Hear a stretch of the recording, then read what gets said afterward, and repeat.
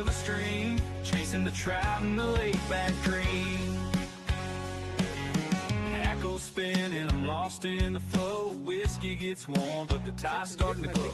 Tip from an old pro stuck in my head. Fish don't care.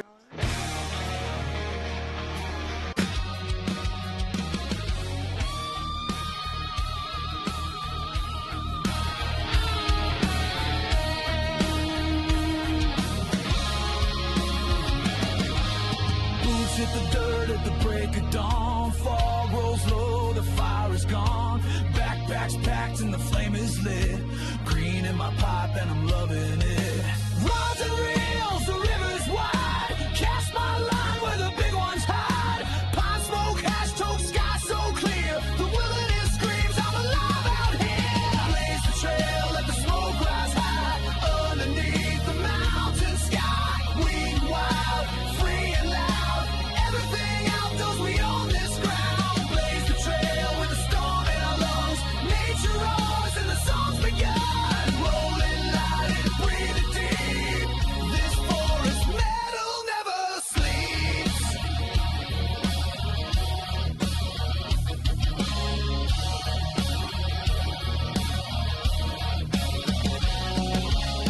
Crack a brew by the fire's glow. Bears don't scare when you're burning slow. Hammock swinging to the beat of the wind. Bong hits hard, now the trip begins. Hike the ridge where the eagles scream. Head full of smoke, heart full of dreams. Steel strings ring through the trees so wide. Metal meets moss and the spirits collide. Blaze the trail, let the smoke rise high. Underneath the mountain sky. Weed and wild, free and loud. Everything outdoors, we own this ground. Blaze the trail with a storm in our lungs. Nature roars and the song's begun. Rolling light and breathing deep. This forest metal never sleeps. Fire in the pit, sparking my soul. Fishing pole in hand, I'm ready to roll. No signal, no city, just leaves and loud riffs. And the green that gives my spirit a lift.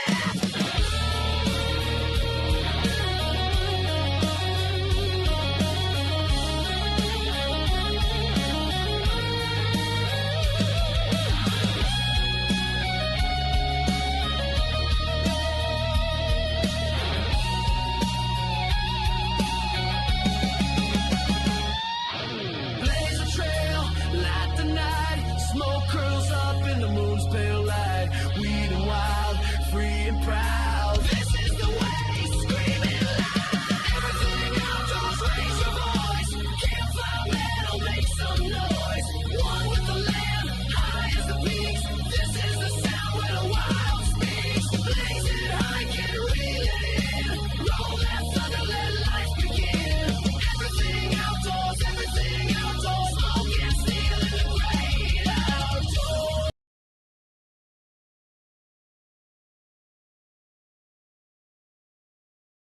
Hello. Hey, long runners. What is up?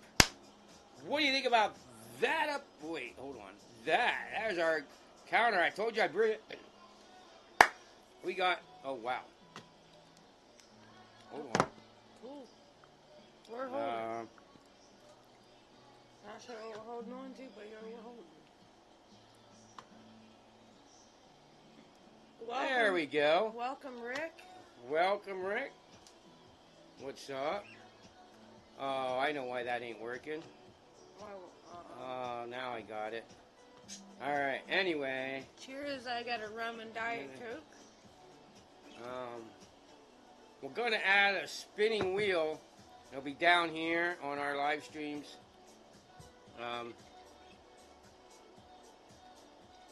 And then I'll be able to zoom that out, make it real big, and spin it. And we'll have 10 people on there. Not sure the big birds are going to come out. They were out earlier. Oh, man, they were out Well, Farley was. For a long time, sitting on the back of the couch, dancing, and so there's an accurate count. We got a lot coming. We got a one-time, first time everything coming. Rick said he's drinking bourbon. Drinking bourbon. I am drinking rum and tea. Iced tea and rum. And she's drinking what? Rum and Coke. Yeah, I already said it. Rum and diet. Rum and diet. Mine is Captain. rum. I get what is it called? Malibu rum. Malibu, yeah, and it has. So I got a whole tea, and then like almost half of it is pineapple rum and that shit. And we have a dab of sour D loaded up here. And after that, a little bit, I'm going to move to a very strong margarita. So if you're watching this in the replay, you don't want to go anywhere. And big news at the end of the show. First in history ever on this show, on my channel. So I decided to do that tonight live. That's a first ever. That's going to be cool. We got Daisy and Rip back here hanging out. We got Daisy here, Rip back here. We got the whole crew here. We got the flock. Maybe the guys will come out later on. I don't know. You know, maybe. Hard to say. So, we're going to do a dab of what to start the show? New York Sour Diesel. New York Sour D. That's it. I've got another big event's coming. Don't. Make sure you are here on these live streams. This is where the big announcements are on Saturday night. I was going to make this video that I'm going to show you tonight. I was going to make that earlier in the week. But since it's the first ever, I'm making it now, and then I'll put it out later in the week as a released regular video. But since I decided to make that such a big deal, it's such a big deal that it's a history. Like since it was 10 years. Hi, Gary. Gary says hi, you cool cats. Hey, what's up, bro? Peace and love to you, Gary. Welcome. What's happening, Gary? What's up? So, we are at the end of the 10 years. Can anybody tell me what happens when it's 10 years? So, we're at the end of the 10 years, and that means there's a big event, a big announcement, and I don't know what else to say. Let's go on with the night, huh? We got a lot coming, guys. And when Cheers, I say, Gold Eye. Welcome. Hey, welcome, Gold Eye. When I say that there's the first ever on this channel on YouTube, I mean, it really is the first ever. And it's something that a lot of my subscribers have been asking for the last 10 years. So now I'm doing it. They wanted it, and I'm bringing it to you. I slowly worked everybody up to this. I said, we're going to go, and we're going to make to advanced tying. And here we go. Gary said he just got in from work, and he's ready to smoke. Right on. Right on. So, bud, here we go. We are doing a dab of what again? A New York City Sour Diesel. New York City. We got sugar. We're almost close to Halloween. So we'll do a live Halloween show. We'll talk about it again. But we're going to tell you, since we're almost close to Halloween, we got a scary story tonight. We got some pretty cool fishing videos coming. I mean, holy cow. Lots of fun stuff. Hey, Days. He's like, I try and blow it off that way. A little drifts towards her, she moves. She don't like it. Right now, I'm good. Say, huh? Sound good. Yep. That's why you don't see her. She moved off. She's sleepy. She's half asleep. You want to go back, honey? Come here. Yeah, she's sleeping. I'm going to put her back. Yeah, hang on, guys. Miss Daisy is sleepy. She's been out for a while, and she's ready to go back and... Yeah, she was ready to go back. All right, you see I put her right behind me? Yeah. That's where she's ready to go. Anyway... Alright, so let's talk about our first video. Our first video, come to you, is fishing the Ohio Pile. Now, I have a lot to say about fishing the Ohio Pile. One, it was a lesson to us that, man, sometimes it was a whole different... A lot of people said that we fish very technical waters. Yeah, but the waters that we fish, we're used to fishing that style fishing. And when we went to the Ohio Pile, it was really wide, really low water, right? And just like one of the other one we went to recently, we went to a PA Select. That was Ohio Power, was a PA Select. One, it was a park, which I'm telling you right now. I'm probably telling you right now, which was really weird. We didn't go looking for, no, what would you say? Wow, we didn't have any clue what we were getting into when we went. Not So, at all. me and her went all the way out from the East Coast. We live on like central eastern of Pennsylvania. Right. We went all the way out. We were close to Philly. We went all the way out to Pittsburgh, the other end of the state, to visit my sister. And then we decided to fish around that area because, you know, we weren't going to get back there for a couple years. Right. So we fished this creek, Ohio Powell. So we come down this mountain. Well, you know, we're just driving in the directions. We come down this mountain. There's like this huge thing going on. And here was a really bad moment, I think, in this video. Me and Tracy had a hell of a time. When we had no idea what we were doing. We were fishing this creek, and we had walked way down. We didn't know how bad it was. No, not at all. And you guys can't see, but what we're talking about is Tracy and what was going on. Now, you can't tell, but yeah, we're gonna walk down. I didn't know what we did here. There, it's gonna go fast. But this is a downhill climb. Oh yeah. All right, right now we're just going. Yeah, no problem. Down the hill, down the hill, down the hill. See? Now we keep going down, down, down, down, down, down, down, down, down, down, down. Down, down, down, down, down, down, and still more down, down, down. Now, I'm going to pause it right here to explain something to you. Tracy is a type 1 diabetic. Means that it happens a lot. I mean, I understand. It happens a lot. I've done it. I mean, how many guys would go to the creek and forget their reels, or you forget these. I can't work without these. These are my reading glasses. These are the 3.7 plus 5s or whatever. I get the strongest reading glasses. If I don't have them, I can't tie flies on. You know. Right. So if I forget them, so I got to walk back up the hill. All right. And you think you know where the story's going, you don't. So I gotta walk back up the hill to get my glasses, right? But so if I forget my glasses, that worst thing is I gotta go back. If I forget them and I have to come back to the house, I gotta go back to the house. Right. Well, what happens? Tracy gets work, you know, okay, I got my rod, my reel, you know, because she carries a lot of stuff. She carries a walking stick when she walks in these creeks because she wades. She has to have a walking stick. She has to make sure she has a walking stick. Make sure she got her belt, safety belt on. So she's checking everything, and Gary then she goes. said he's type 2. Yeah, right on. Yeah, so she has an insulin pump. Oh, yeah. It's constantly giving her insulin. You know what I'm saying, right? Well, so we're walking down. What you don't understand is we got to turn around and walk up. Oh yeah. So we start walking up, and she goes, honey, I'm low. All right? So let me tell you how this goes. She says, I'm low. I said, eat some sweets. I forgot them. I didn't bring any.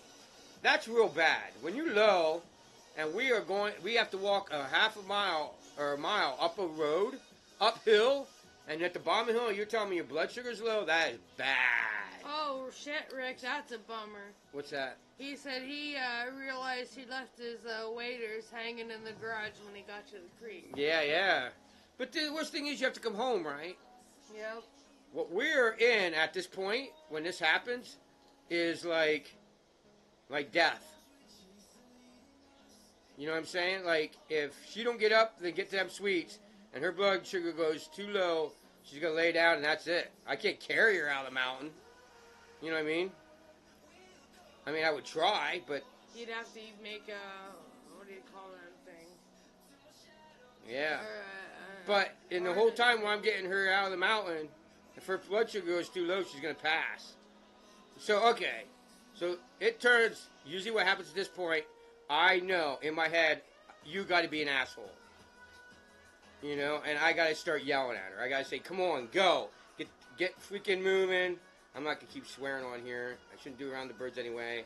But I have to swear at her, yell at her, be an asshole to get her out of the mountain. I have to. If I don't, she won't go. She'll be like, what? And she'll complain. And I'm like, no, go. And I have to be mean. That part we cut out of the video, but I did have it on video. Me yelling at her, screaming at her, telling her, because if I don't, she won't. And when I'm an asshole, she gets mad at me. She starts trucking along. But she got to the car. It was so bad, dude. It was low. When I got out of this mountain, I also ran over her rod and reel, which low blood sugar, and I ran over. I did literally. I got out, put the rod against the back of the truck, started talking to this person that was with her, talking to me, and I forgot, and I backed. We were pulled in, and I had to back out, and I ran over it. Now, I only brought the very, very last, like, half an inch off the tip of the rod. So I'm just going to get a new tip top and put on it. It'll be fine. It won't even really affect the rod that much. But I ruined her reel. It was a really nice, big arbor, disc track. Really nice. But I had to share that with you. So that's what we were walking down in. So now this hole, okay. I gotta explain something else to you guys. This is pretty late. This was what, late July, or when was it? July. It was like beginning of June, wasn't it? Yeah, I think so. That So sounds it about wasn't. right. Yeah, it wasn't. It was starting to get just a little late in Pennsylvania. No, we went in May. Actually. All right, late May. Yeah, late May. So it was just about ready to turn to where you can't fish anymore. Right. So this hole, before I start, this hole. So what we do is we come down this mountain, find this water. We walk down that other hole. We didn't do a video of yet. That's called Flat Rock. Right. We went there, walked down to this hole, and then walked back out. This hole had to be, holy crap, I have no idea, 20 feet? It was deep. It was real deep. But the problem was it was deep, then rock. See how the rock sticks out? Right in front of that rock I tried burying, I lost a fly. Because it was like 10 feet deep and then that rock at right below the surface. It was really weird. Really rough fishing for us because we had never seen anything like this. I tried Urine Infinite. That was a joke. You know, because like I said, unless you knew what the bottom looked like, you're up and down, and it was nuts. Right on. So it was rough. I managed to have a bunch of misses on a streamer, but we never did land any, but I had a whole bunch of misses on the streamer. That was the way to be, is pull that streamer on there and let it go up and down. I think the whole key would have been to do it up and down, like a jig or something maybe. I don't know. You're probably right. But it was rough on us. Very challenging. But now, to add on to that, this water, when I was sitting there, we actually had a lady. I'm not going to say what they nickname these. Starts with a K. No. They name these people. No, I'm not going to say either. With the short hair and the nosy. Definitely not. Came down and grabbed her phone and started recording us. And then started making a phone call. And I knew exactly what. And I think she didn't have no service. No. But what it is this is a park. This is one of the biggest, what do they say, one of the second biggest waterfalls on the East Coast. The only one bigger than this one was Niagara Falls. And you can go see that on video on her channel, which the link should be right below here, this video. It was huge, guys. It was the biggest. And this water went from here down the creek a little bit into that waterfall thing. So this was a swimming hole. Oh, yeah. This lady was coming there swimming. She was going to swim in the hole or whatever.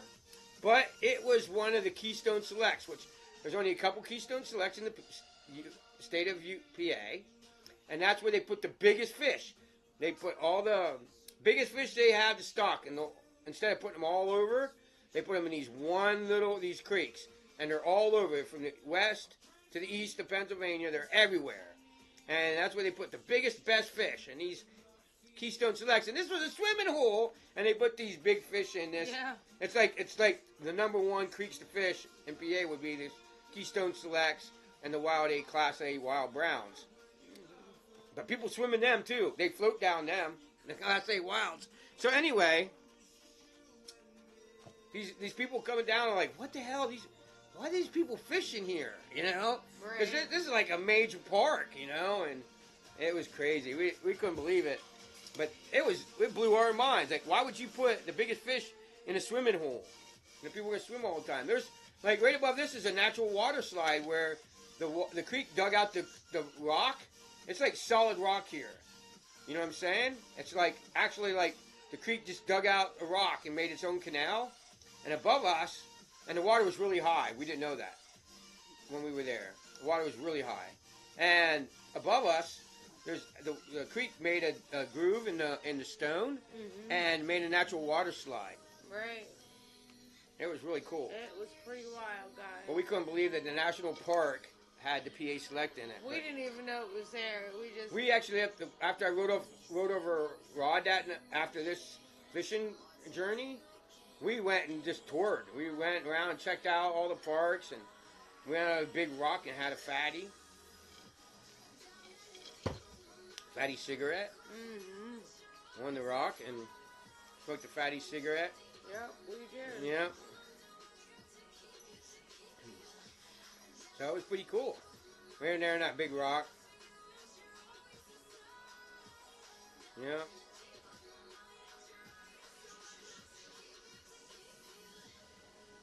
Smoked a big cigar on the rock. Yepper, we did. We did a big fatty cigar right on that rock. And sat down and talked and laughed a little bit. She gave me more hell about running over a rod. I heard that all weekend. All right. We're still fishing though. Yeah. So here's the streamer. I don't know if you guys been watching real close at the stream at the end of my rod. You might see the flashes of the fish I missed, because I actually show them on video ones I missed. I'm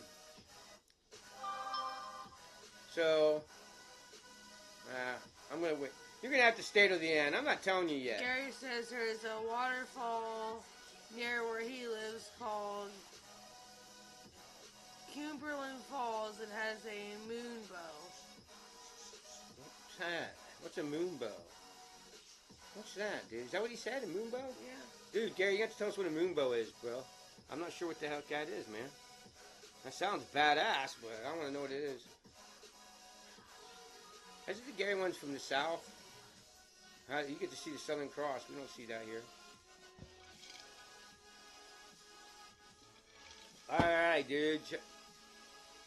So this was we had a really bad time. Like everywhere we went, like the one creek wasn't even natural. They actually put in like water barriers and everything, didn't they, honey? Oh yeah. There wasn't even barriers, and that was a PA Select. I'm like, why would they do that? Oh yeah. Why would they put them in a nicer, I don't know. They put them here in a Middle Creek. Was it that the name of the one creek? Yeah. And that creek is really weird too.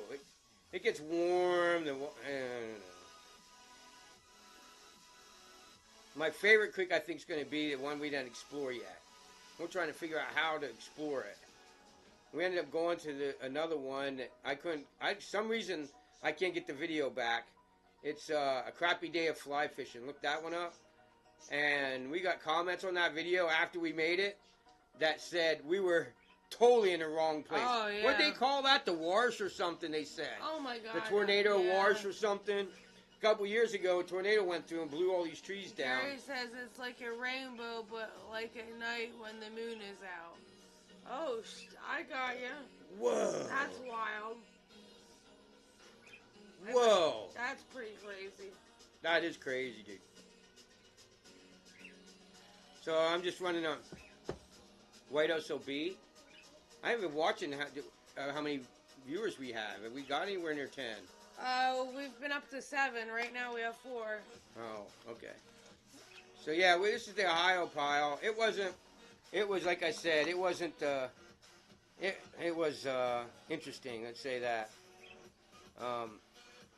And it gets to a point where, so, okay, I'm going to tell you something. I'm loading us up some pineapple skunk. Alright, check this out, okay? See this little thing over here? Wait, I always get it confused. Okay, see this over here, guys? If that number ever gets to 10, let me know. If I don't see it, like we're over in a video and it gets to 10, because I give away 4 flies. I'll send them to you in the mail. Unless you live in California or not in the U.S. Don't send them outside the U.S. or to California, because California has too many regulations and things I can send there. And I don't know them all, so I'm not even trying to figure that out. Like, it's hard to send anything there.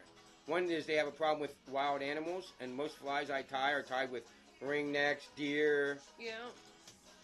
possums, all kind of like crazy feathers. So They have a problem with a lot of things. So if that number ever reaches 4 or 10, boom, we give 4 flies away. All right, and wait till another big announcement at the end of this video. So what are we doing now, baby? Pineapple snake. Pineapple snake. Right on. Another thing is, we did our first on TRACYS channel earlier today. We did our first Pirates and Parrots live stream. And for some reason, the birds didn't cooperate at all. But They did on Troy's. he came out. Farley came out for Troy's and hung out on the back of the couch for it. Almost Put up a show and whole everything. live stream. He danced back here behind us. Yeah. So. He's a good boy. I think Farley and Sunshine are in love. Yeah. He hung out on her door all day long, and she didn't bite at him or anything. So, oh, you're up. I told Tracy I should have looked for a Pirates outfit today. Just an eye patch. I have something in my eyes. My eyes really bad, guys. I don't know what happened. I didn't go underneath the truck today. Dude, I have to take the torque converter out of my truck. And I have never, ever in my life had so much difficulty fucking fixing something. Only 2 moon bows in the world.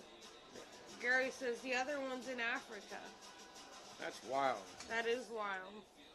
Dude, that's crazy. So how do you see them, though? Like, does the moon light them up? Cheers, Gary. And are they still, like, can you see all the colors of it? Or is it just, like, all, like, white? Or how's that work? Because a rainbow shoots through water, right? Alright? So, I want to make this, let you guys know that we are really love to see 10 there. And if it was 20, we give. And I'll ask you guys, you can pick. Do you want to give away 8 flies to one person or 4 to 2 people? And so it gets 20, that's 8. We get 30, that's 12. We get 40, that's 60. You know what I'm saying? Every 10 people we give away 4 flies. It's free. Just send them to you in the mail. Right? And put them in a little envelope. Put them in one of them little Jello shot containers. Or should I go? You can do a Jello shot out of it later.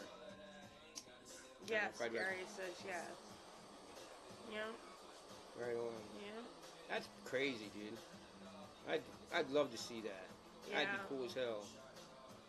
I bet that's insane. I So bet you we can really- look it up. I'm sure there's videos online. I'm not going. Something I'd like to see is in Peru they have a salt. They call it it's a mineral cliff or something. So, are you up? I think you're up. So all the big birds, all the macaws go there to lick the cliff. All right.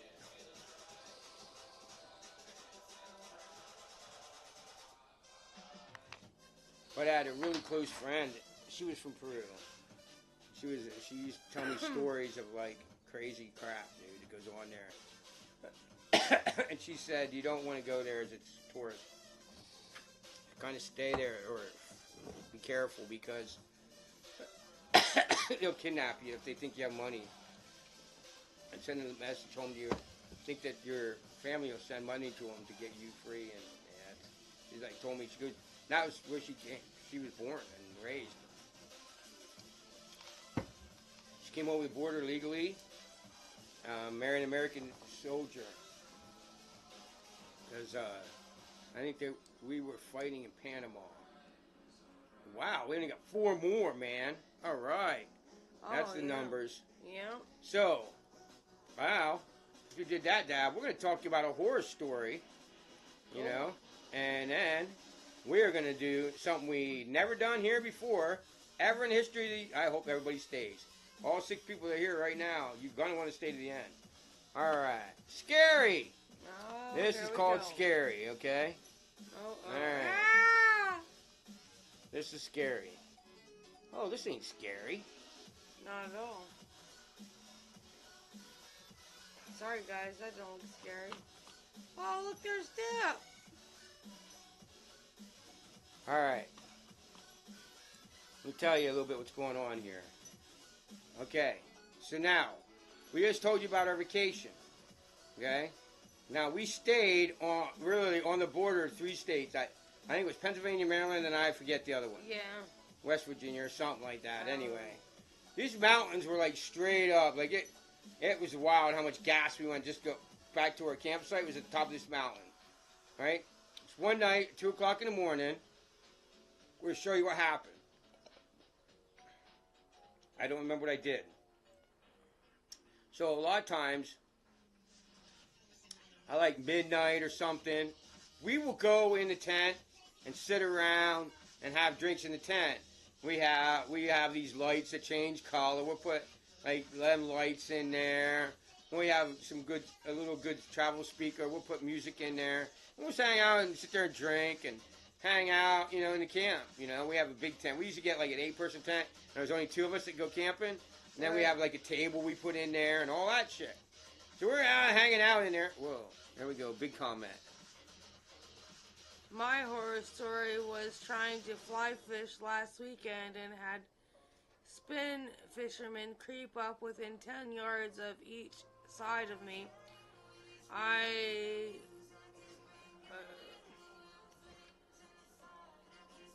I was what with them idiots.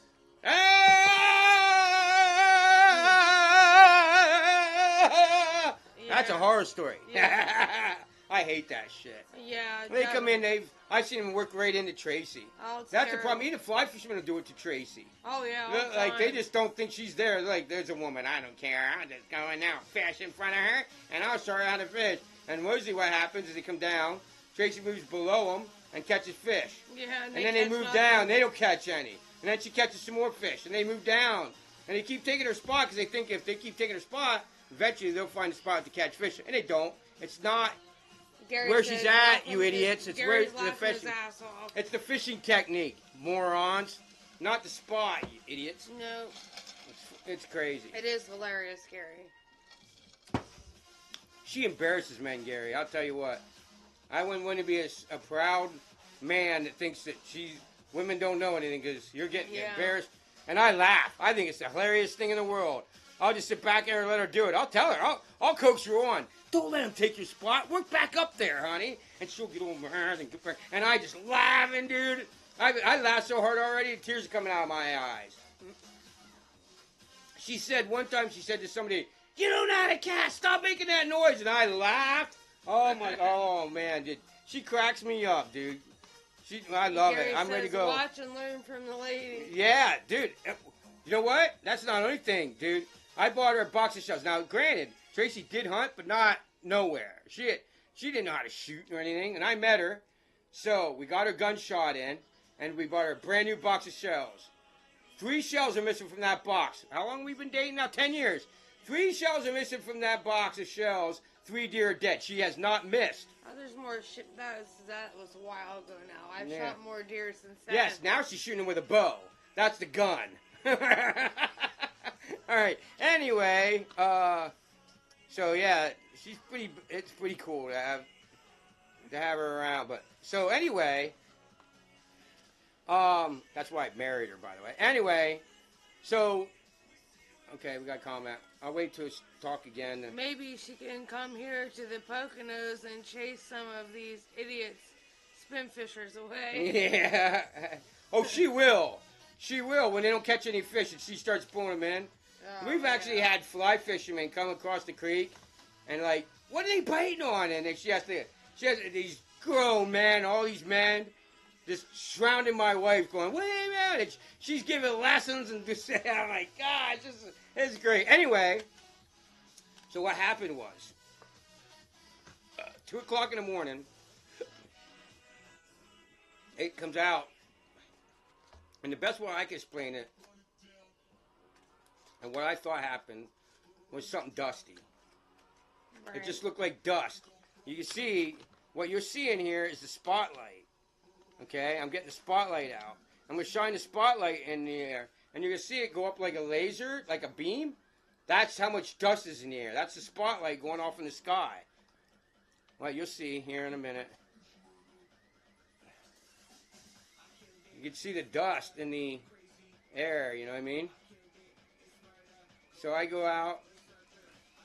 Oh, no, wait, I didn't get to the truck yet. Here's the truck. Now I'm going to get the spotlight out. That was the headlamp. I was turning on my headlamp. See there? That's dust. See the dust floating in the air? You can see it. You see that? Can you guys see the dust? That's the dust that's in the air. It was insane. Yeah, crazy. I went out. First thing I did is she stayed in the tent because we have it screened in and everything. So nothing was getting in the tent. The tent was clear. At least we didn't think it was. We hoped it was. We were hoping it wasn't. And I put on a mask, and I just went out and filmed this. Me, that's the spotlight just shining into the air. There you can see the end of the spotlight shining off, right? Rick says that's crazy. All right, so, okay? It was. It was. We nuts. were like, okay, so, you know, we kind of figured the same thing everybody said. They were mining. And when they were mining at night, they probably mine at night because of the noise or something and nearby. Yeah, yeah. And they were mining, and it blew all the dust in the air. Yeah. We're like, yeah, but that's impossible. And we're like, why is it impossible? Because there was no dust. The truck was there. We woke up, there was dew everywhere on the truck. That's crazy. Not a Wow, speck of yeah. dust on anything. Not on the tent, not on the windshield, not on the mirrors, not on anything, any dust. We went to bed. No sign of it. No sign of it at all. I told her, we went to bed, I said, maybe a meteor hit the earth, and this is the whole planet now. We're all destined to die or whatever's going to happen. We'll wake up in the morning and deal with whatever it is, whatever this craziness is. And it was going on, dude. We were up for hours in the tent. Yeah. You know what I'm saying? It freaked us out. Yeah. But when we woke up in the morning, there was no sign of it. There was no sign of it, guys. Nothing. No dust on the vehicles. Nothing. And we had the black truck. Yeah, dude. You should have seen it like crazy. You would Not think a dust, nothing, man. That black truck should have been covered in dust. You three people that went away aren't going to be happy at yourselves later. But you guys can watch it and the replay later. We got a dab of do-si-do now. Dab a do-si-do. Chat. All right, here in a little bit, I'm going to bring it back and tell you and show you something that's never been on this channel in 10 years. After 10 years, I've had enough whining and freaking complaining, and I'm going to bring you something new. And the reason is because we are about to step into a other advanced, other way you guys are tying, and you're going to be like, oh, this is crazy. You really would have seen it. I've seen heavy mist look like that, Rick said. Yeah, but it wasn't mist. Yeah, it was weird. It wasn't water. It wasn't water pellets. Everything was dry. There was no there was moisture no. in there. It wasn't mist. Because it was. It's, if you look at it, if you go wait till the end of the thing, go back and watch it. If you look closely, you can see it's brown. Yeah, yeah. It's not white. No. You can see the dust. I've seen mist mist like that before, but this was not what this was. It's crazy. Yeah, we have no idea. And here's another thing. There's this little hole. It was probably about, I don't know, 20 feet. Completely round hole in the ground. There was rocks everywhere. There's big rocks next to it. And it was full of clear blue water. Like, pretty blue water. Oh, yeah. And I was like, wow, look at this. Extra pretty. And it was starting to get warm, like during the day. Like, you could actually go swimming. And I was like, man. But when we went down and looked around it, there was no signs of any trails, people ever going down there. You'd think of it as a swimming hole, and the campsite was only 10 feet, or, that was actually, about 100 yards away. Not even that, 50 yards away. that, you know, over time would be, people might leave a towel, or there might be a little shoe there, First. or something laying there for people swimming there. There's got to be some sign that somebody's been there. And there was nothing. It was like, it was just right there. And that freaked us out. We're like, wow, nobody ever, even if it's the first time people camped at that campsite that year, Yeah. there's no way you can cover up years of wear, trail wear. No. To an outdoor child. Like, no. when I was a kid, I spent more time in the outdoors than I ever did inside. I hated being inside. That's why I hated school. I was inside too much. If I'd have been homeschooled, I would have been a genius. I'd probably been a engineer of fly rods or something by now, because I hated school because I was stuck inside. If I could have homeschooled and then spent the rest of it, dude, like the river runs through it. If I was like that, where I could have been homeschooled and then taught, and then I could have the rest of the day, yeah, I'd have been shit. Yeah.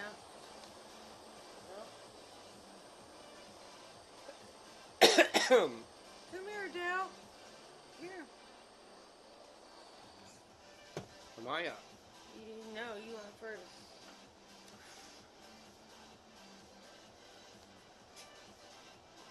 So yeah, it was some. That was a weird situation. You know? Gary says, me too. That was freaky. The campsite was freaky. It was just a weird. Way on top of this mountain. Yeah, it was insane. We couldn't go anywhere because we were in the middle of nowhere. Yeah. Just to drive to eat, when you're talking Right half an hour downhill, and then back up the mountain and take a whole tank of gas to go get something to eat. It was an interesting time. We had one time halfway through that we ran out, so we had to go down to a dispensary, and we were like, we went to the dispensary, we had no idea, we were like right outside Pittsburgh, like major city, crazy shit. You don't know about me and Tracy? We are definitely country, all in and out. We both hunt and fish. We don't like cities. There's no reason we'd ever want to go to a city. No. We are in and out country people. Yes, we are.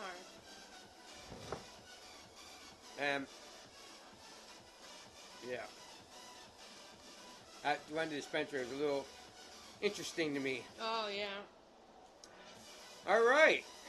So we did our dab, or my What's that? Yeah, we did our dab. we did? Did I do that dab? Don't look like I did the Well, dab. you got a big puddle, I guess. All right, you I'll have to do that, another one. and then we'll go. All right, Roll so first one? All right. for what? Do you want to do another one first? We Oh, do it's another up one. to This you. is a big event. This is the main event. One of the main events. That was a horror story. So. Okay, well, we're going to tell you two big events before we do this. Oh, Let yeah, me do you this weren't cleanup. 43 minutes. You didn't even go an hour. Right on. Oh, I main event ain't even here yet. Oh, That's you gonna said take you were- another I thought half you said hour. you were going. You said we No. were- I'm going to announce something. Oh. I'm going to do a cleanup so you can pack me down. All right.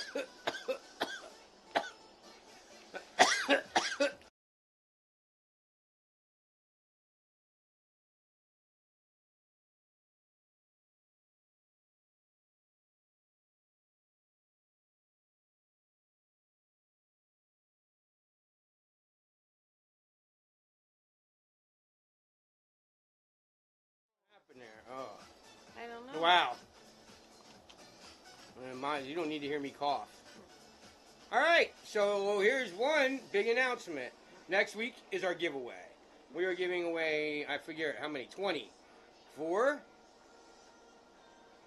set of 5. 5 sets of 4.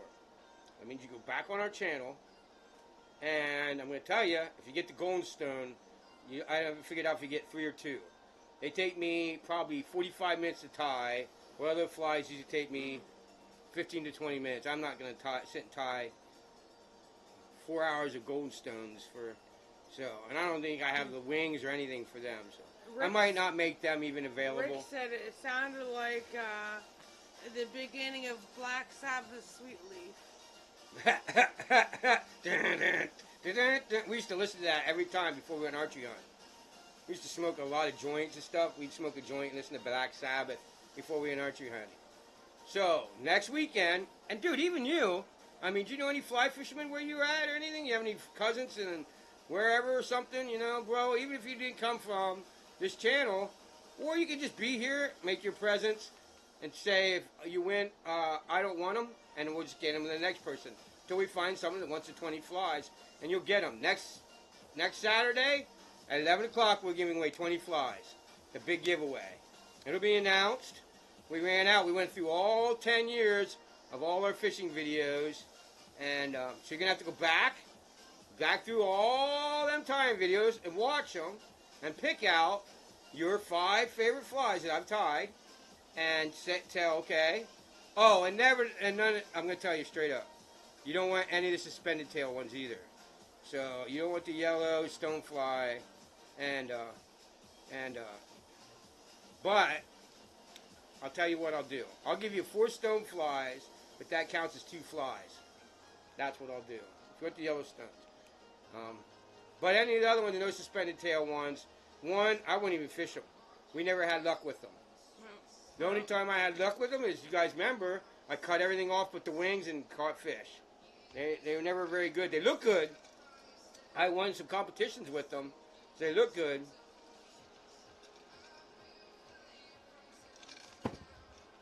If you want one, I'll tell you what, if you want one, I'll tie you one, and I'll just cut out 2 of the other flies, and I'll tie you a suspended tail. Just to say you can have one to hang on your mantle or something. Because they have the whole wings that look really fancy and all that. So I can tie you a slate drake, suspended tail. Maybe you want a sunshine and Farley fly. Yes. So, well, hold on. That leads to the big one. You don't have to right away. You can wait. Because here is going to be the other deal. You can get some in the future. We'll work out a deal. You'll be like, hey, I'll wait. Because what we're going to tell you tonight is going to change a lot of things on this channel. So, did you get the other dab ready for us? No, not yet. All right, so she's going to get a dab ready for us. We're going to do that dab. We're going to announce the big announcement tonight. Okay. Do you have a comment? No? Nothing. All right, and it changes a lot of things, and it has a lot to do with this. You know, see that? That's a Farley feather. Yeah, see that? A Farley feather. Farley. And a big deal that just happened to me. That's insane. Still can't believe it. But my sister came over. Now they got a lot of the Friday necks.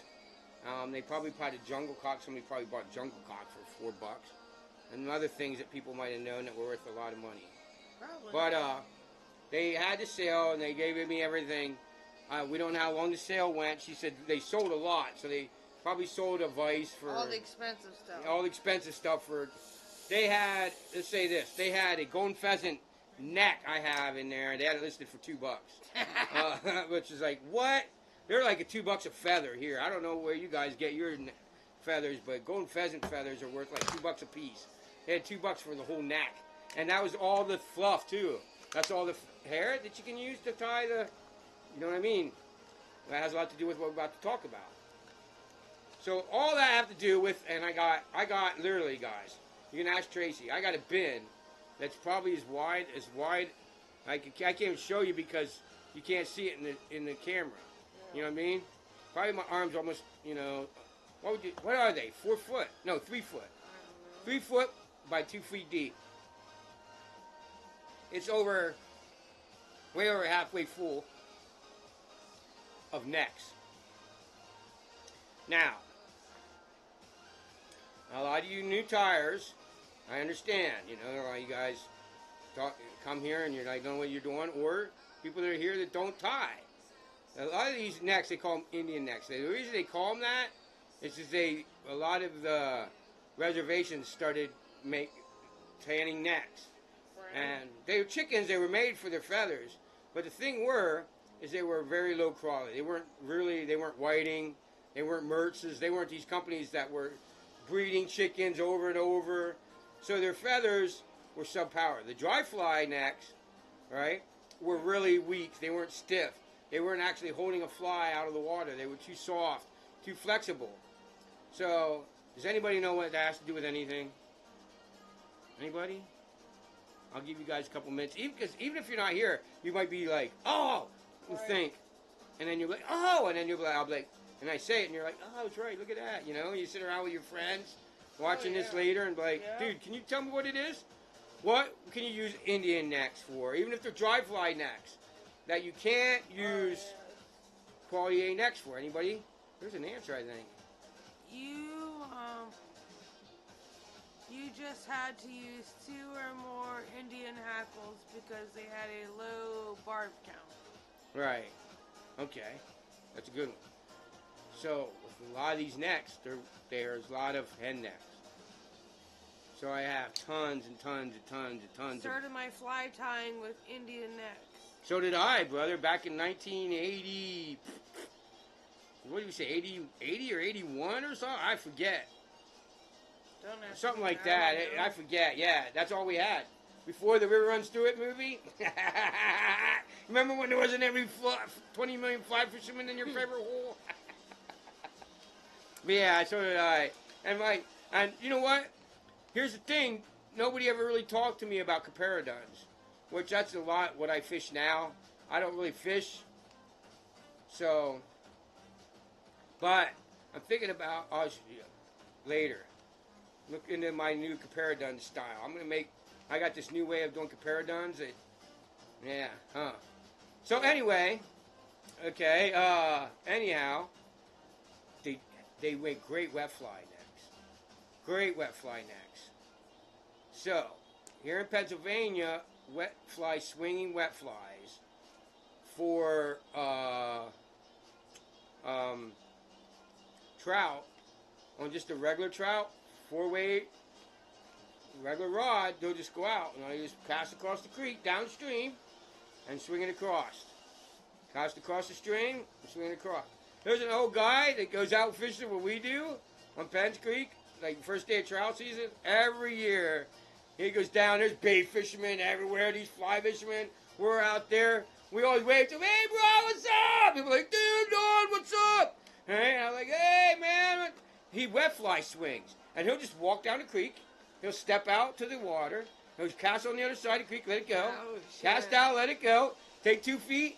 Dude, he rails them. These bait fishermen, dry fly fishermen are like, what's he doing? That's crazy. And, how about it, doesn't he? He embarrasses everybody. And he ran into us at the bar the one night. And we're like, dude. He goes, dude, how you been? And we're like, do we know you? And he goes, dude, across the creek. Oh! And that's when he told us what he was doing. He was wet fly swinging. Yeah. And it is insane how many, he'll come out, dude, he'll be out for an hour and catches 20 fish, packs it up, goes home. All these kids fishermen, bait fishermen, fly fishermen are like, so it's well known in Pennsylvania. Remember the company English Angling Trapping sold lots of Indian nets. Oh, they did. Like I got you. He asked me to remember them. No, most of the ones that we got around here came from all the tying group. You know, all the tying, like, here in PA we have a lot of small fly shops. Oh, yeah, okay, dude, like, here, because where I'm at, so close to State College, like, we had all these tying shops in the area that would sell them. Like, the Feathered Hook, all of them would have big bins of these. When I was younger, I don't know, maybe they didn't have, that's where I used to see them. And when I was a kid, our fly tie instructor, so I would go to the local courthouse, right, in Lewisburg, where the Bucknell University is, that courthouse, I used to go in there every Wednesday and get free fly tying classes. Like every once in a while, though, you'd have to give them, I think it was like $1 or something, a week or something to help pay for hooks, and the instructor would buy everything, hand you a feather, all materials, and you tie them. Free instruction. The reason why I started this channel is because of that. I didn't want to become popular. I didn't want to try and make any money, and I still don't want to be popular. I still don't want to really try and make any money off of it. I'd like to start a guide service. I'm getting old. I want to retire, and I want to do guiding. So that's going to be the future of why I started it. But I never started it for any reason. I started to give back because I had free tying classes when I was a kid. If anybody learns from this channel, anybody learns to tie a fly that they never tied, or even picks up fly tying and learns anything, I did my job. That's the only reason I wanted to do it for. Yeah. I just wanted to give somebody else free shit that they gave me when I was a kid. Give back to the community that taught me. I learned to tie flies 2 years before I learned to cast a fly rod. I was still bait fishing, and every once in a while I'd take a fly and put it on the end of my fly rod, streamer, top of my bait rod, and tie it on and fish it with it. But I wasn't fly fishing in 2 years tying before I learned how to fly fish. And I don't know why, it just amazed me. It's just something I seen on the water a couple times, and talk to the guys there. And I just sit down as a kid and soak up all that crap. And that's where I got all this knowledge. I have years of knowledge I just sat and got from the older generations. Oh, yeah. Years and years of sitting on the bank talking to fly fishermen. Makes sense. I mean, you can ask Tracy how much it happened since she's been around for the last 10 years. Oh, yeah. It's wild to listen to these old fly fishermen tell you stories of, like, they told us who sucks and who to buy flies off in the area. We didn't know, No, we don't buy any, but they told us who sucks and not to talk to. Definitely. And, they're like, hey, man, this guy's a moron. Don't go there. I learned when I was a kid. Whoa. There you go. Hang on, I'll read that in a minute.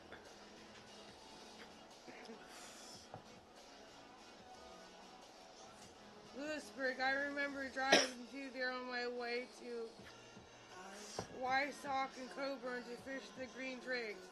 Memorial Day weekend. Yeah, Pence Creek. Yeah, Coburn. About 2 hours from me here in the Pacific. Heck yeah. We were just having a discussion. That's some crazy shit.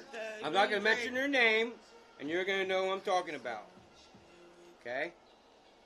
When I was younger, this is way a long time ago, when I was younger and I first started to drive, somebody told me to go to Coburn, right? When I was a really little dyke, a little kid, right? I probably was 17 years old, ready to go off the military. I'm going to go check it out. So I went to Coburn. And I went into the fly shop in Coburn. Don't mention its name because we don't want to have it bad. And they just acted like I wasn't even there. Like, I was like, and looking around. And I was literally there to buy flies. And they didn't talk to me.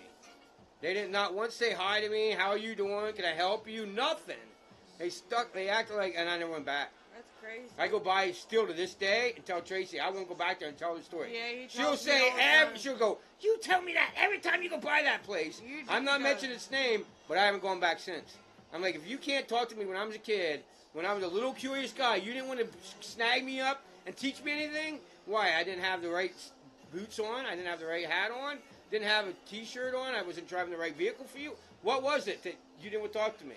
And I have no time for that. And I learned all this, and I will tell you, man, like, now, all this being, right, is that I had a real problem. A lot of my friends say, Orvis made fly fishing a rich man's habit. I'm going to talk about that right now, all right? You don't have to act like that if you have a fly shop. But it wasn't Orvis, and it wasn't these fly shops that made fly fishing a rich hobby. It started back in the beginning. Now. He said, yep, you weren't wearing the Orvis badge. That's right, man. I'm telling you, bro. And I never went back. You know exactly which one I'm talking about. It's really big. It's all over. If you're in Pennsylvania, you know the most famous fly fishing stop in Coburn, and everybody talks about it. Everybody knows from most Pennsylvania. That one.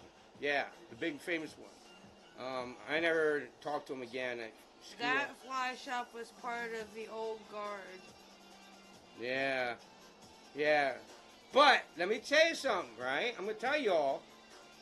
It wasn't Orvis or them people that started it. It started when the beginning of it, where we got this, wet fly, all right?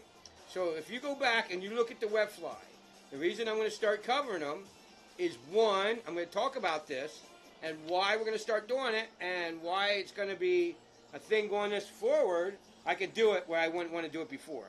One, them people that started this hobby of flying these, tying these web flies, I know you all seen them. They're hanging in a case. They're $100. All right?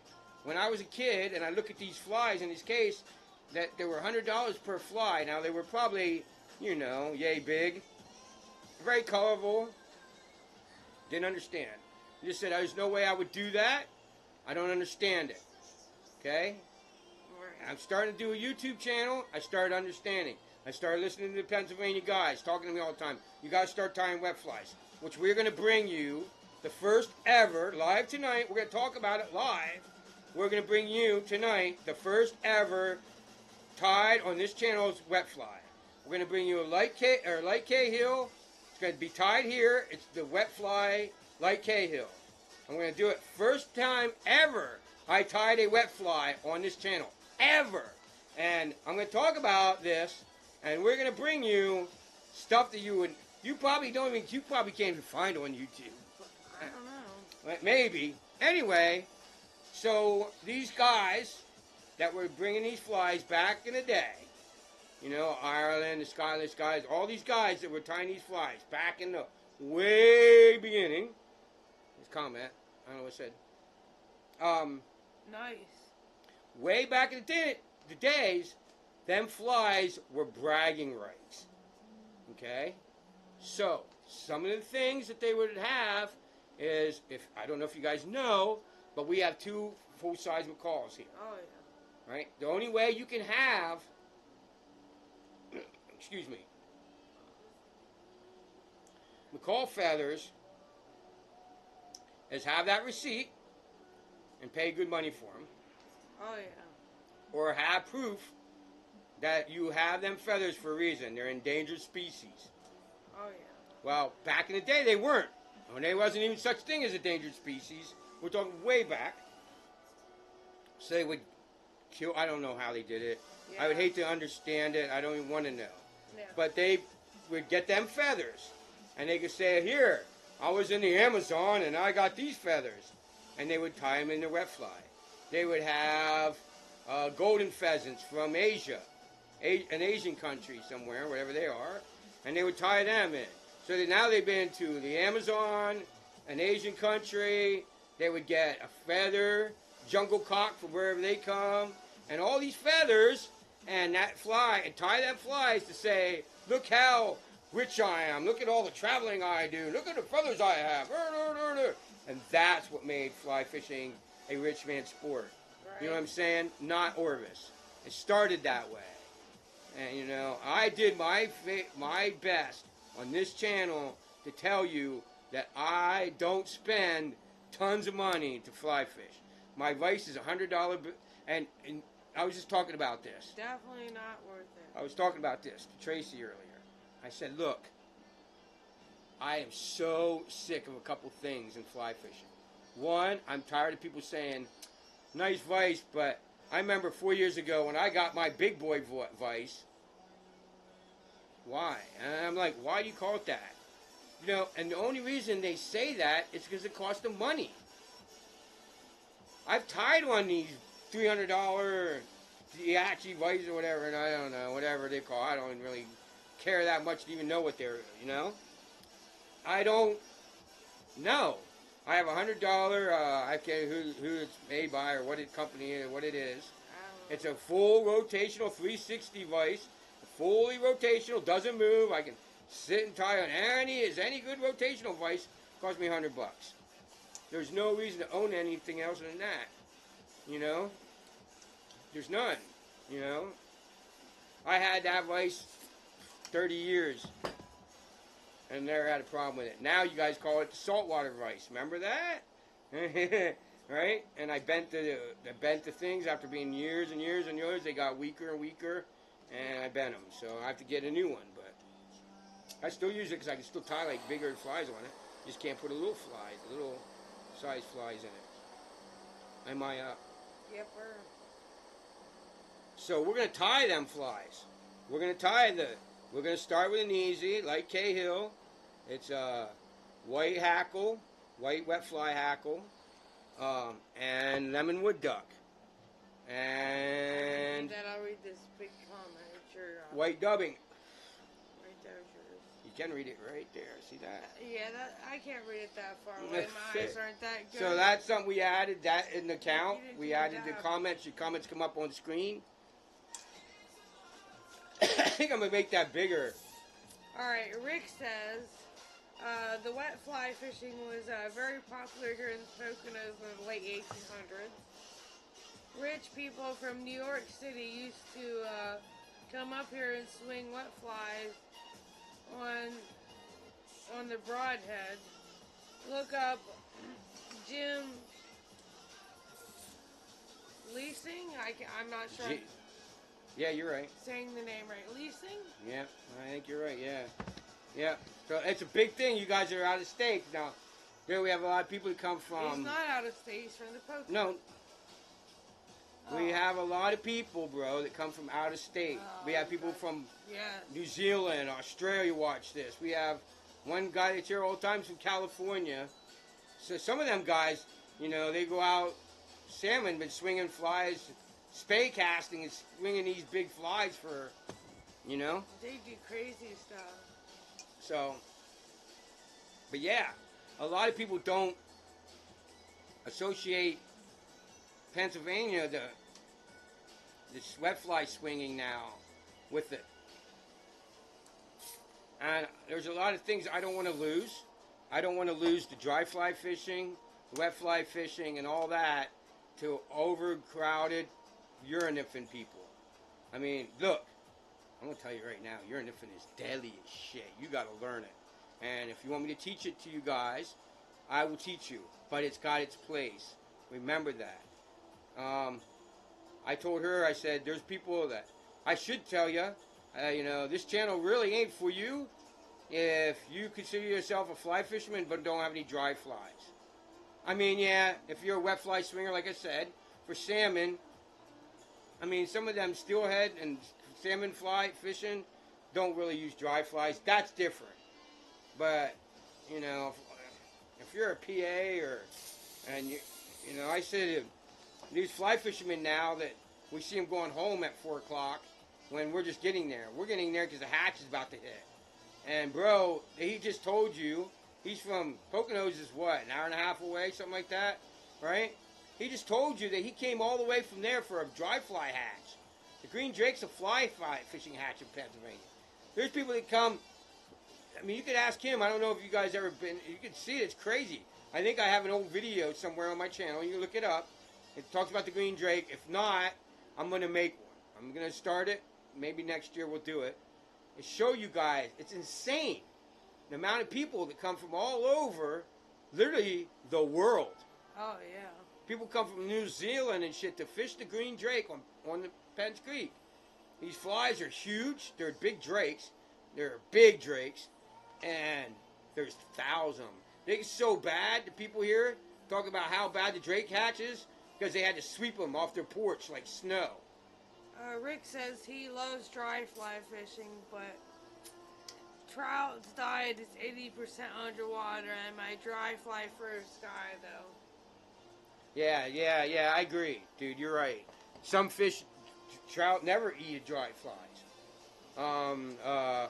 My brother caught a big brown trout the other day, but here's other things. Here's something you might not have done, or you might not even know exist. My cousin caught one a couple years ago. It was, what did he say? It was 29? Yeah, I think 29 and a half inches or something like that. I forget what he said. I don't Just know. a monster fish. And the only thing in its belly was crayfish and mice. Yeah, them big brown trout will eat mice. Oh, yeah. So, you know, I just got, when I got all that stuff, they didn't take the brand new line. They got to fill their Boxes belly. and boxes of weight fly line. I've been waiting to put line on my weight 9 rod. Oh, I have a brand new rod. It was wheeled to me. It's brand new. Never been fished. I just haven't got out to it. And I've been wanting to do some mice. So you wait till the sun goes down, put a big mice powder on, throw that out across the place where you know there's big brown trout. And supposedly, according to my guy, he didn't sit down with me. It was my best friend that taught me everything. But I learned everything from the local people from, you know, our local legend. And wow, mine just slipped. I just had a brain fart. Oh, geez. Joe Humphreys. And I had no idea that Joe Humphreys ever told. I watched a video recently where he just talked about not too long ago some of the best fishings at night. And they would go out only fish at night because that's where his big fish were. Ah, makes sense. So me and Tracy are going to do some mice fishing. We're going to just head out later. Do the last best time of the night is the last 3 hours of dark or daylight anyway. All right? Right. Oh, comment. Nope, nothing new. Right on. So, we got that coming. So I got to do my dab yet, or are you up? Did you reload them, or is it me? Well, you have one and I have a big puddle. Okay. It looks like I have a big dab or a puddle and a dab. You have both. Mm. Combination.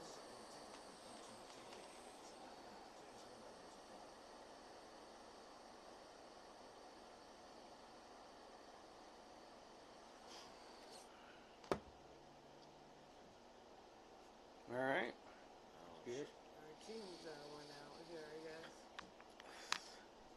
What's that? I said our tunes went out on the screen. Uh-oh.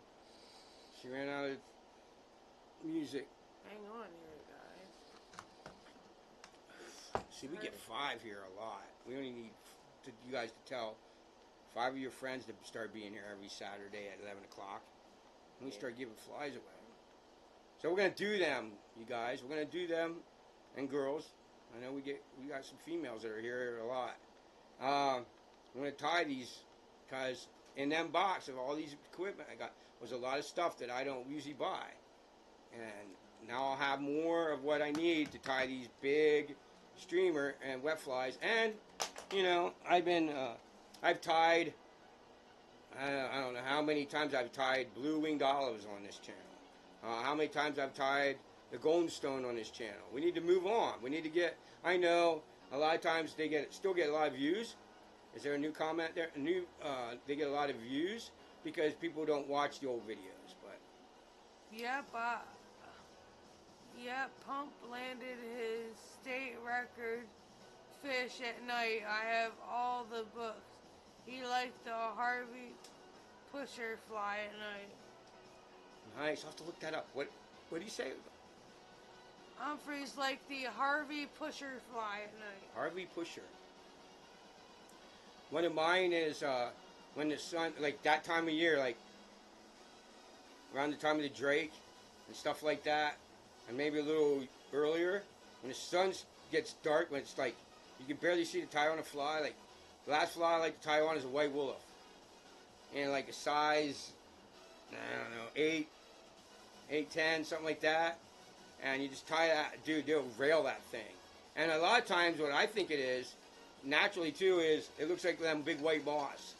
As they mistake it for them big white moths that come out at night to fly around.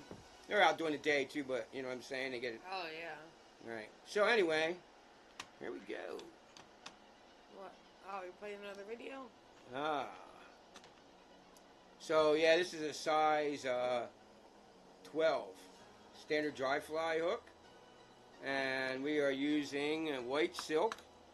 As you can see, this is not edited. I got to edit this, you know. I'm probably looking for the yarn, or silk, or the thread, or whatever you want to call it. And then what?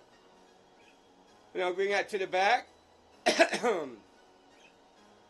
Now, most everything is white dubbing, and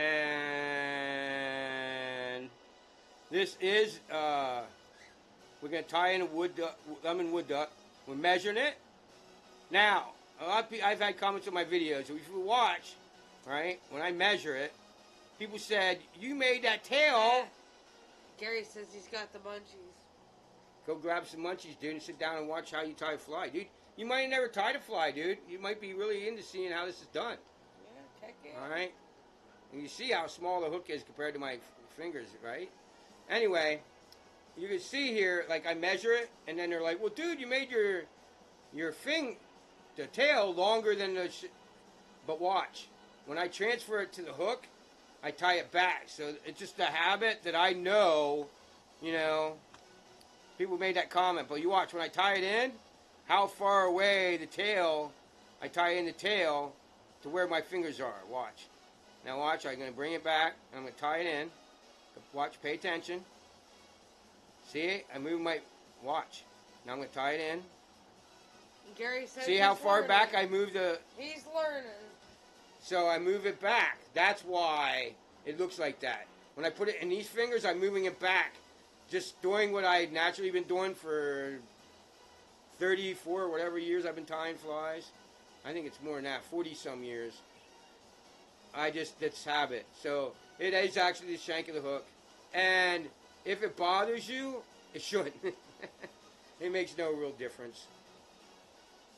Especially when you're doing a wet fly, because there's no really proportions to it. Yeah, it's hard to explain, but it's not as important as a dry fly either. Same way as a streamer. So now we're going to take this dubbing. I'm going to put dub it white dubbing. I'm going to run that up to right before the eye of the hook. If you see anything in front of the eye of the hook, you'll notice when a habit I've done is I always push materials and everything back with my thumb when I finish the fly and tie in the head of the hook. Uh-oh. I hope I see that before. Oh. Yep. See, I said this would be editing. I must have hit the camera. Yeah. When I was tying it. This would have been edited out. You know, the blurry stuff. There, I'm wrapping it back. So there. So now, I gave wing or hackle room. So, for anybody that's new to tying wet fly, you tie the wet fly hen hackles in at the tip, and when you tie them in, you want to brush them back. So, if they stick up, like I think mine do here, like I said, this is a hen neck, Indian hen neck. You see it.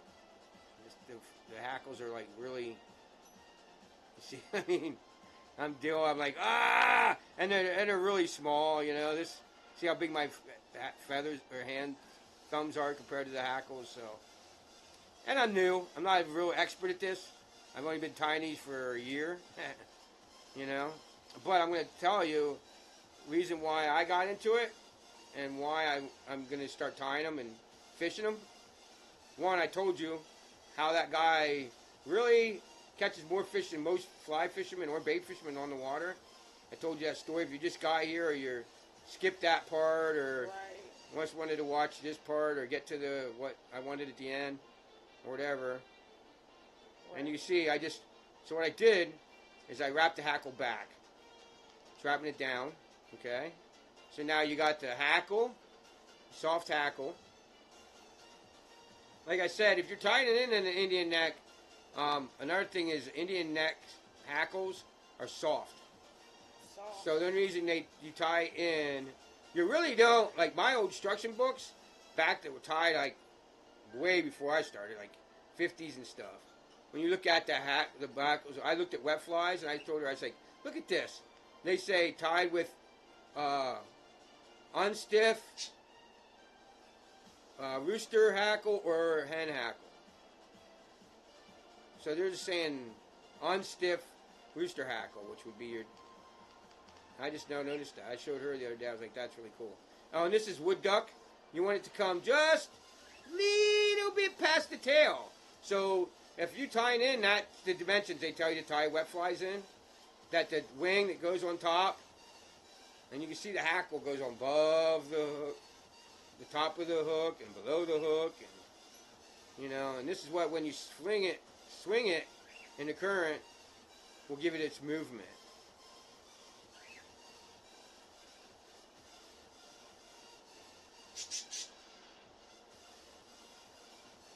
I told her I think I would have tied a little softer hackles in, but you got the idea that you tie in a wet fly, done hackle in, and I got them. We're going to fish them.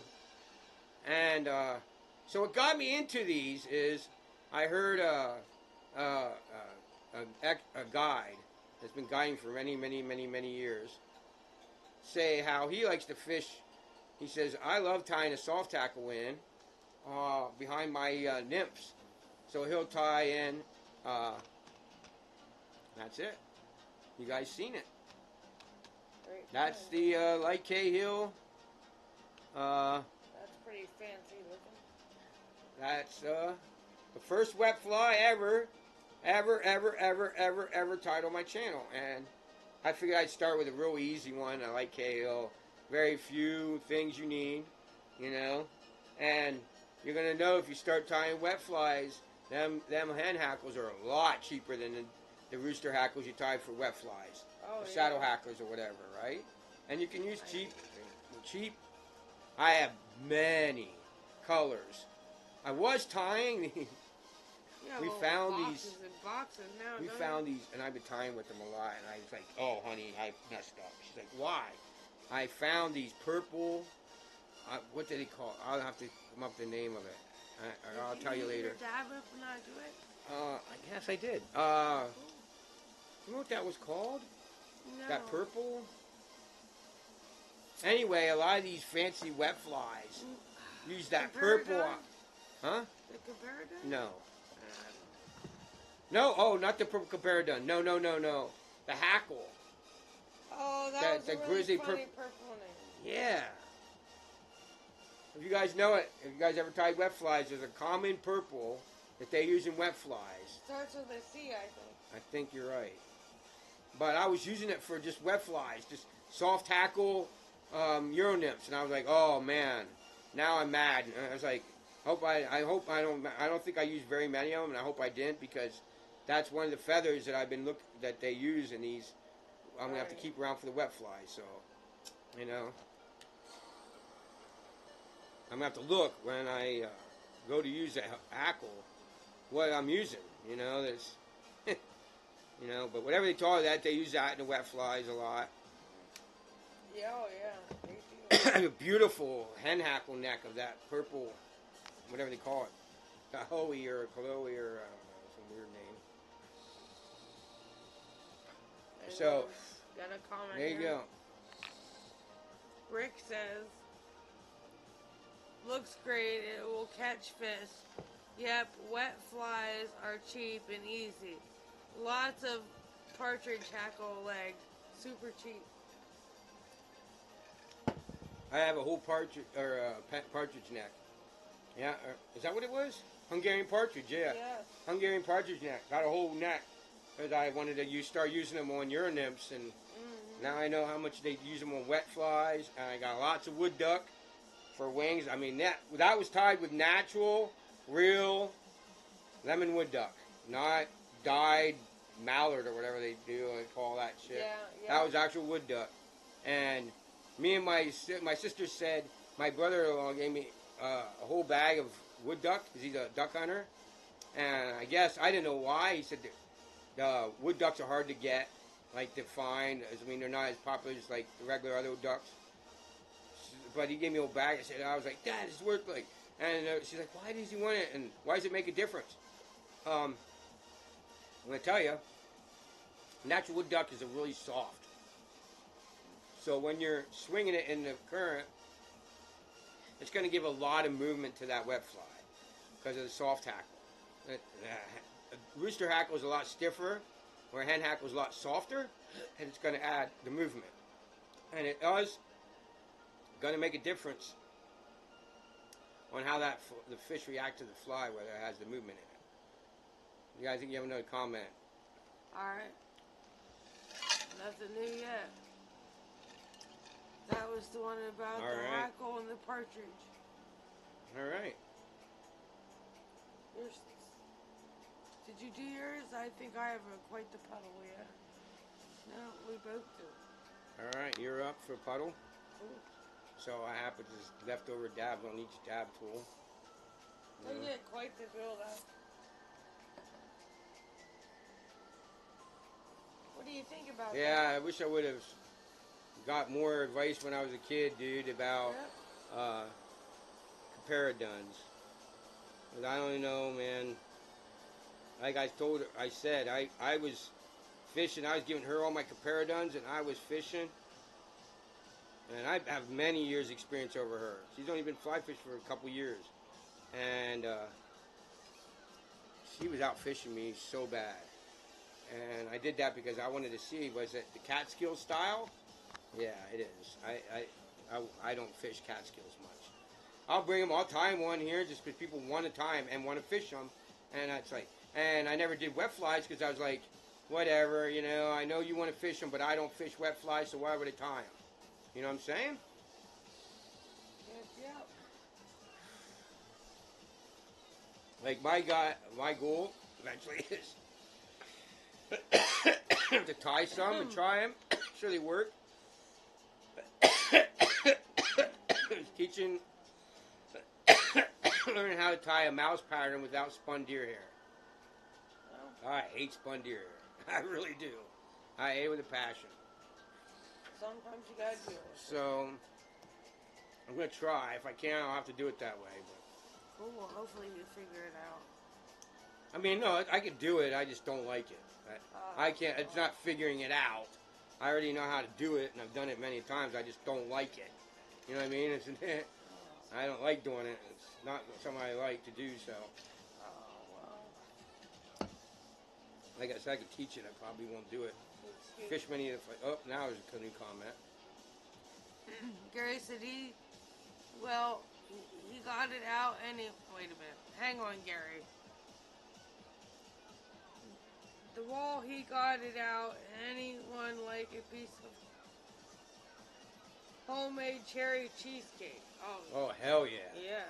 I wish you He could got send it that. out, some cherry cheesecake. I wish you could send that in the mail to me. And then Rick says Catskill flies look nice in a fly box, but because they're so stiff, hackled, the thorax doesn't even touch the water. Not natural at all. Yeah, they don't. Like I said, once I There's started. a lot of flies that they tie just for looks. Yeah, you know what? Here's a good example. Like, you guys, now that there's all this Instagram and all these Facebook, Instagram, TikTok, all these guys, all these social media, like, we see them all the time, and I'll be like, so how's it fish? Oh, I don't fish this. This is just for looks. You know, the fancy fly with the hooks up in the air. And when you look at it, you're logically thinking, if I threw that on the water, it would not sit like they want you to believe it would sit. Because if you tie flies, you think about that. Kind of like if you build houses, you know you can't start with the roof. It's like they put extra stuff on it to make it stiff. Yeah.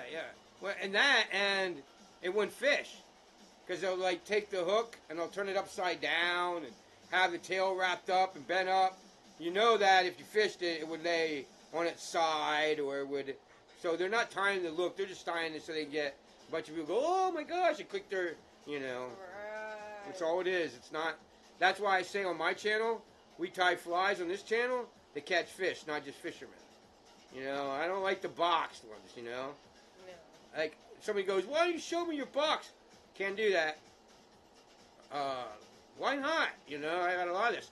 Why don't you show us your box? Why don't you show us video on your fly boxes? And then what? And then I'm like, well, I can't really do that. Why not? Why not? I'll tell you why not. Because I tie about 8 of every fly that we fish all year long. Oh, yeah. About 8 to 10 of them a year. And at the end of the year, most of them are gone. You know what I mean? Now we're going to be tying in flies that I fish in the fall. And by the summer, either they'll be rusty or they'll be gone. I'll have to start all over again. Now after a while, we start building them up. Like if you want the purple comparadons, we probably got 20 a piece in them.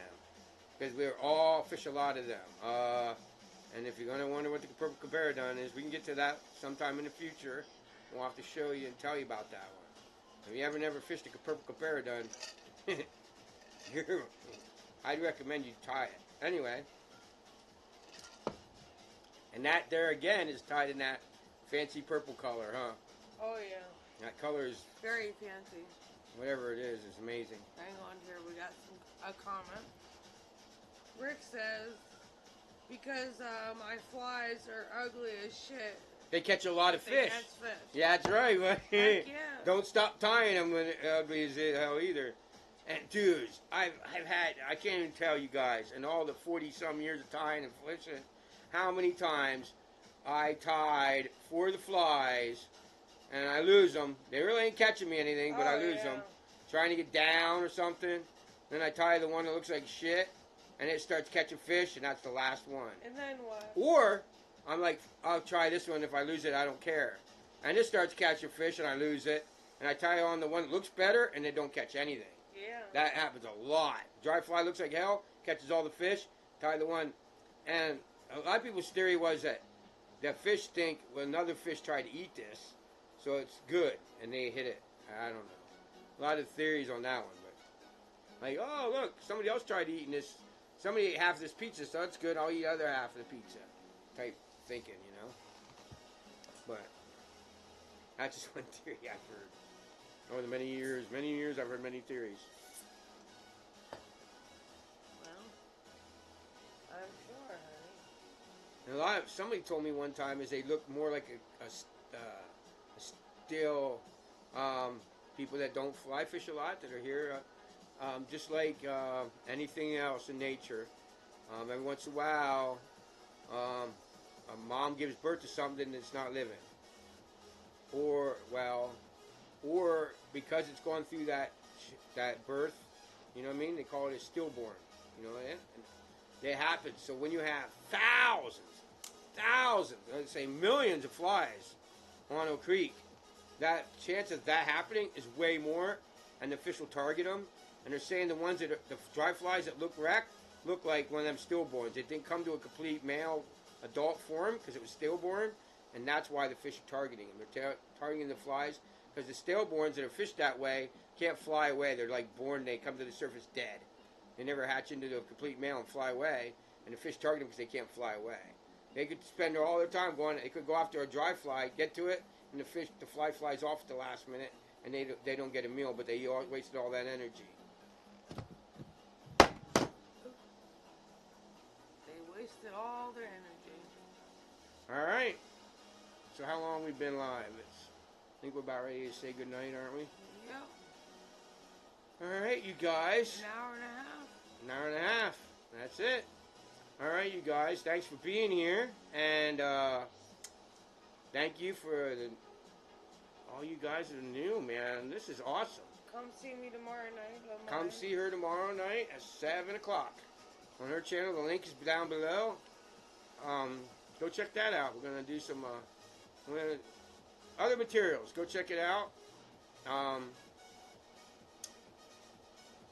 And if not, then we'll see you next Saturday here at 11 o'clock for our 20 fly giveaway. So make sure you're here. And tell all your friends to be here. Get our subscriber count up. Make sure you guys comment on my old videos. Go check out the old time videos. And you're going to have to do that if you're going to come up with what flies you want next weekend. But you're going to have to be here live. So these 50 people or 60 people that watch my videos when we're not live, I'll tell you what, to make it easier on everybody comment that's ever been here live, that watch these in the replay, comment below this video, how we can make more people here live. What can we do? What time of day? Or what time would you work better? Everybody comment. And if you're going to say 4 o'clock, make sure that's in 4 o'clock in my time, or tell me what time frame that's in so I can figure out what time that is here. You got me?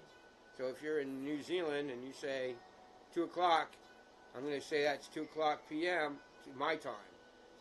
Or not say 2 o'clock your time, then I'll have to look it up. You have to tell me what major city you're nearest. Yeah, so I can look up the time zone and see what time it is. And, you know, I'll say 4 p.m. here, what time is it in, you know, whatever city. Got me? All right. Let us know what you have to say about all that. Gary says, later, cool cats. Good evening. Good evening to you. Good evening to you, Gary. And I'll see you next Saturday at 11 o'clock, bro. Later on.